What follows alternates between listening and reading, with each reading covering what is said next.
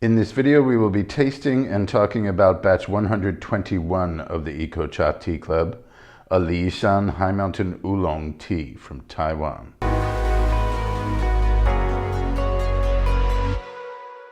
Batch 121 of the Eco Cha Tea Club is a Li Shan High Mountain Oolong tea from Taiwan.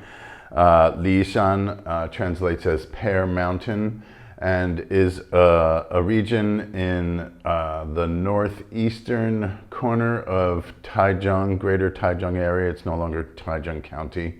It's called Big Taichung, political stuff. And partially in Hualien County, which comes up from the east coast. And it is the highest elevation tea growing region in Taiwan, and boasts the most prestigious name in high mountain tea. It was developed after the Shanlinshi high mountain tea growing region and the Alishan region as well. Then after those places were kind of, I wouldn't say maxed out, but developed already, people just wanted to go further up the mountain. Back in the day, it was the higher the elevation, the better the quality of tea, was the byline, which had its own rationale. It's not completely true. It has a lot to do with farming practices and definitely probably the most to do with the processing techniques and skill in the processing. But what is called the yuan liao, or the original material, the leaf material, is definitely a significant influencing factor. And the climate, as you go higher in elevation on the island of Taiwan, does make a big difference. So high mountain tea generally is considered to be anything that grows over 1,000 meters. Some people are of the philosophy or conviction that actually it starts at 800 meters, because high mountain tea was a term that developed as an extension of the tea producing region that started in Lugu. And Lugu, the traditional or historical area, went up to about 800 meters. And then people started going further up the road, further up the mountain into what is now called Shanlinshi tea growing region. And that was the beginning of high mountain tea back in the late 80s, or maybe even mid 80s. We started tasting Shanlinshi high mountain tea in the early 90s, and that's kind of what got us hooked. But then we learned about Dongding and became a little bit more mature in our perspective, so to speak, as well as a lot more mature in age as time went on.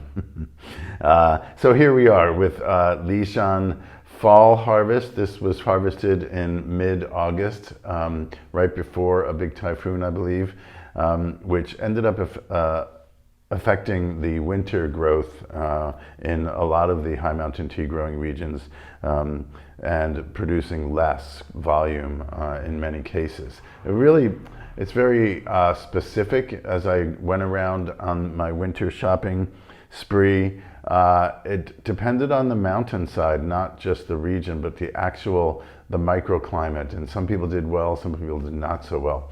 But that's a later story. Here we are with fall Li Shan harvest. We like to share this crop of tea each year to represent Li Shan.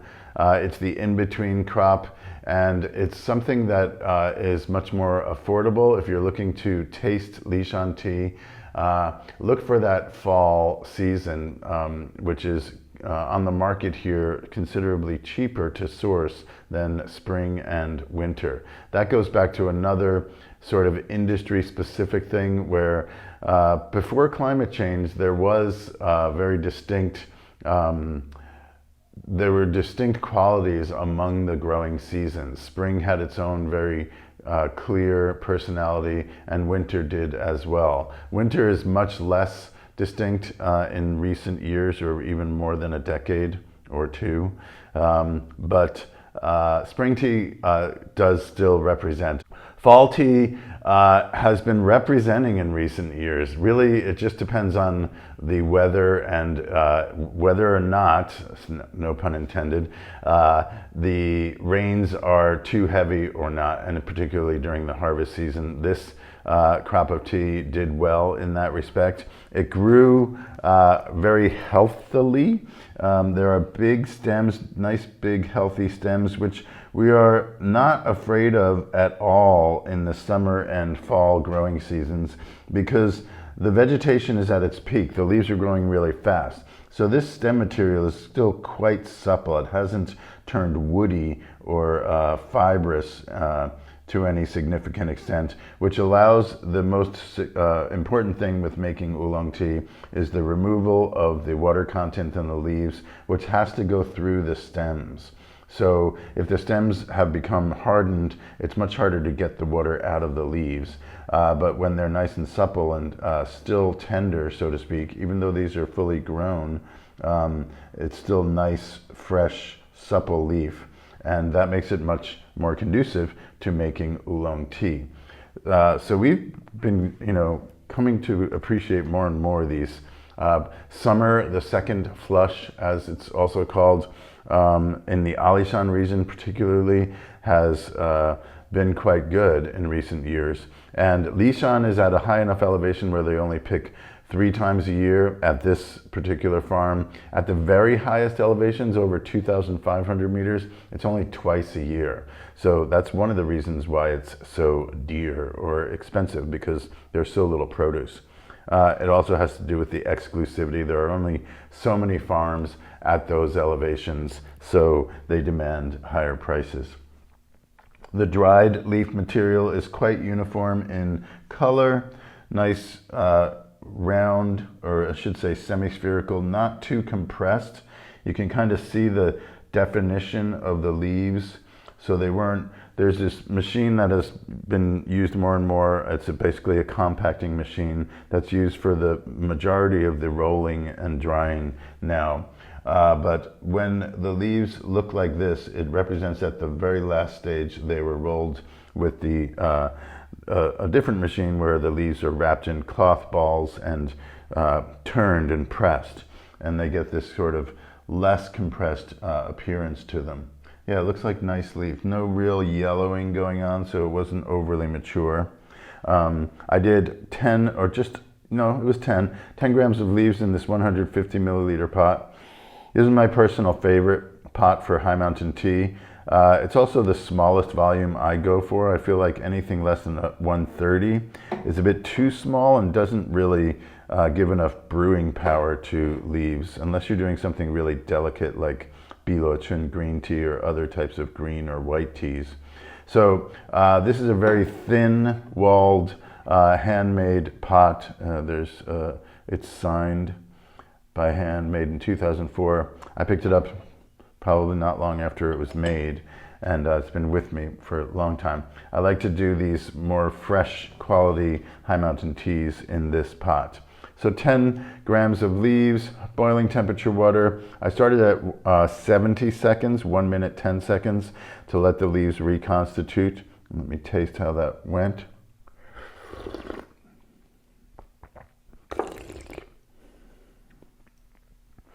Definitely strong enough. Wow, that's quite full flavored. Very vibrant. My mouth is kind of exploding now. Yum. I haven't had tea yet today, actually. Second brew, smoother, more substantial actually. So 70 seconds on the first brew. I went down to 50 seconds on the second brew after the leaves reconstituted. Up to 60 seconds on the third brew, 70 seconds on the fourth brew, and 80 seconds on the fifth brew. Let's keep rolling here.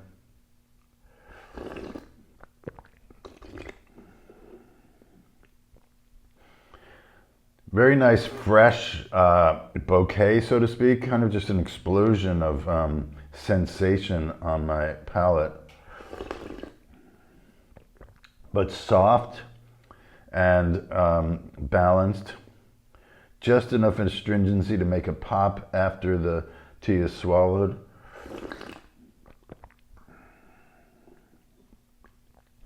Nice lasting power there. Yeah, I'm wondering if 70 seconds might be a little bit too much. I might just go back to the original 60 seconds starting point. That one's a little bit overbrewed, a little bit more concentrated. I love the aftertaste. Floral, herbal. Nice kind of fresh, savory, herbal qualities. Very clean, clean finish and heady. I wouldn't say very flowery perfume. There is some floral aspect to it, but a nice, clean and vibrant finish. I'm getting all this kind of salivary stimulation going on. I thought it would be nice to, first of all, start off our 11th year of the Tea Club. This batch 121 is the first edition of year 11. It's also December, and heading into the holidays. Rather than go with a more traditional idea of a heavily roasted tea or a nice rich black tea, I wanted to offer something alive and vibrant, and it actually is a really good digestif if you're into the holidays when you are drinking this.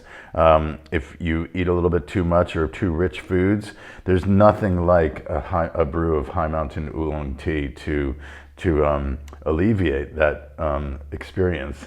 It just it cleans the palate, it helps with digestion, it lifts you up a little bit. So I thought it would be a nice holiday cheer, so to speak, to accompany the festivities. I'm going to taste the combination of all 5 brews. Yum. Okay, this is, it's always somewhat more satisfying to have the combo, because I think probably one reason is these are cooled down and I get the cooled down version, which is sort of a litmus test, or at least just a test to how the tea settles into itself. When some teas, lesser quality teas basically, when they cool down, they get kind of separated and become not balanced basically, and you taste the impurities, so to speak, or at least the shortcomings in the composition of the tea that is brewed from the leaves. I didn't feel like any of these brews had a sense of being this is a solid brew basically. I love this pot, it really does a good job. And if you're using clay pots, I mentioned this last month, I believe, really give yourself the opportunity to explore at least a couple of options, 2 or 3 or 4 or 5 options on how to brew it. Do it in a gaiwan, do it in a heavier pot, do it in a smaller pot, do it in a bigger pot, do it grandpa style. You know, really give the leaves a chance to represent by being brewed in different ways.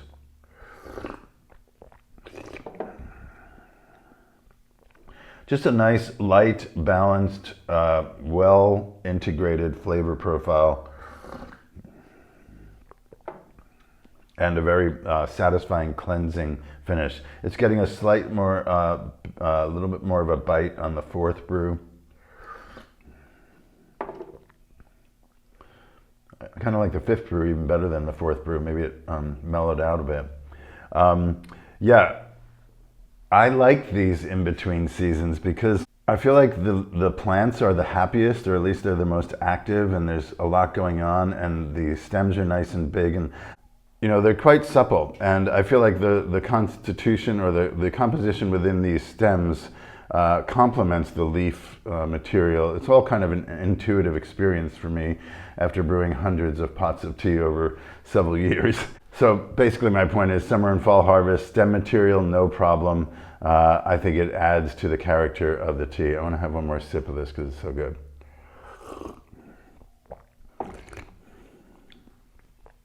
More of a savory, kind of a thick mouthfeel to the combination brew. A little less floral, kind of herbal, but quite satisfying and clean finished. There we have it.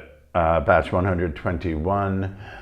Li Shan High Mountain Oolong Tea Fall 2025 harvest for your December edition. Enjoy your holidays and enjoy your tea. Thanks for being with us. We'll see you next time.